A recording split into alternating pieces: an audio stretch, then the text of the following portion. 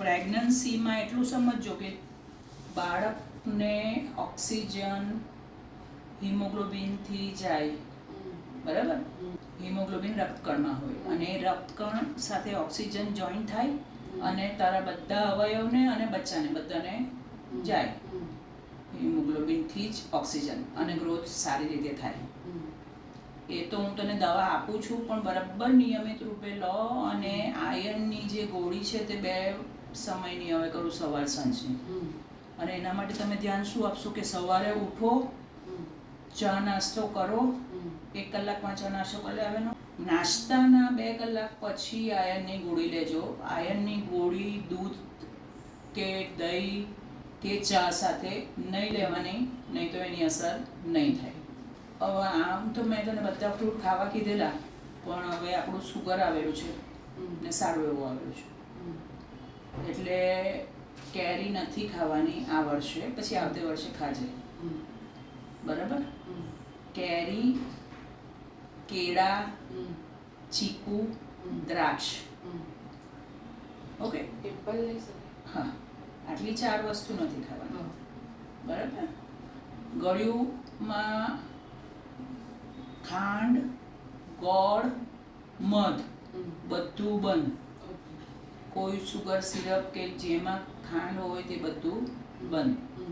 Sugar free નેચ્યોરા powder આગળ લખી આપેલો આપણે. હા, હવે પાછળ લખી દેજો. સારું. પણ એટલે એનો ટેસ્ટ તને સારો લાગે છે ને? જો બધા સુગર ફ્રી ના ચાલે પ્રેગ્નન્સીમાં, આમાં સુક્રાલોઝ છે, એ બચ્ચા માટે સેફ છે, બરાબર? એટલે એ ચાલશે. બાકી એસ્પાર્ટેમ ને અમુક આવે છે બીજા બધામાં, એ નહીં ચાલશે. એટલે સુગર ફ્રી પણ ચેન્જ નહીં કરીશ, જે લખી આપેલું તે બ્રાન્ડ ને બધું ચેન્જ ના કરીશ, બરાબર? કારણ કે બધું સેફ નથી. બીજું તમે જે કહેતા હતા ને કે ભાઈ આનું પરમેનન્ટ ને આ ઇન્જેક્શન નહીં, પણ એટલું સમજો અમે બધાને ઇન્જેક્શન આપતા જ નથી.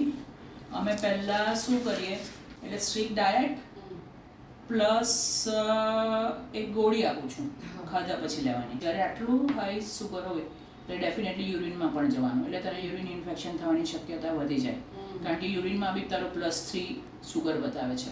આમ પણ પ્રેગ્નન્સીમાં યુરિનરી ઇન્ફેક્શન થવાની શક્યતા વધારે હોય, તો ડાયાબિટીક જે બી થાય તેને સુગર યુરિનમાં જાય એટલે બેક્ટેરિયા એમાં ગ્રો થવાની અને ઇન્ફેક્શન થવાની શક્યતા વધી જાય, એટલે પાણી વધારે પીતા રહેવાનું.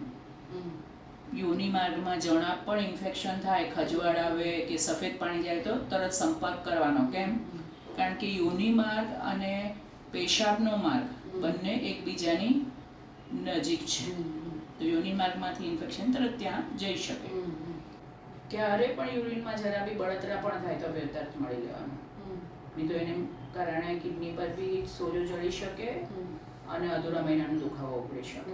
ઓકે, બીજું હાઈ સુગર હોય તમારામાં, એ બચ્ચુમાં ડાયરેક્ટ જશે સુગર, ડાયરેક્ટ બચ્ચાના બ્લડમાં જશે, અને જ્યારે અંદર હજુ તો બચ્ચું વિકસી રહ્યું છે એ ટાઈમે હાઈ સુગર જાય. અત્યારે એટલીસ્ટ એટલું છે કે બચ્ચાના બધા અવયવ બની ગયા છે, એટલે આપણને એટલું સુખ છે.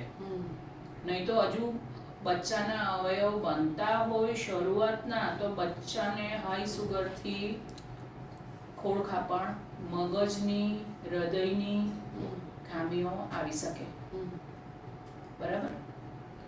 પણ આપણે અત્યારે 5 કમ્પ્લીટ થઈ ગયા છે ને, તો એટલીસ્ટ એટલે આપણને એટલો ફાયદો છે. પણ હવે શું થાય, ડાયરેક્ટ સુગર બાળક પાસે જશે, હાઈ સુગર, અને એ હાઈ સુગર બાળક પાસે જાય તો સેમ આપણામાં જ્યારે સુગર હાઈ હોય ને તો આપણું પેન્ક્રિયાસ એમાંથી ઇન્સ્યુલિન બને, એ સ્ટિમ્યુલેટ થઈને એ સુગરને નોર્મલ કરવાની કોશિશ કરે. સેમ વે બચ્ચુમાં હાઈ સુગર થયું એટલે એ પેન્ક્રિયાસમાંથી ઇન્સ્યુલિન બહુ બધું બને એને સુગરને નોર્મલ કરવા માટે. હવે આટલું નાજુક બચ્ચું છે, હજુ એનું ફોર્મેશન થતું છે અને હજુ એના પેન્ક્રિયાસના કોષો હજુ બનવાની શરૂઆત થઈ. એ ટાઈમે કંઈ પણ તકલીફ આવે તો શું થશે કે એનું પેન્ક્રિયાસ જ કામ કરતું બંધ થઈ જશે, તો ઘણીવાર એને નાની ઉંમરથી ડાયાબિટીસ આવી શકે.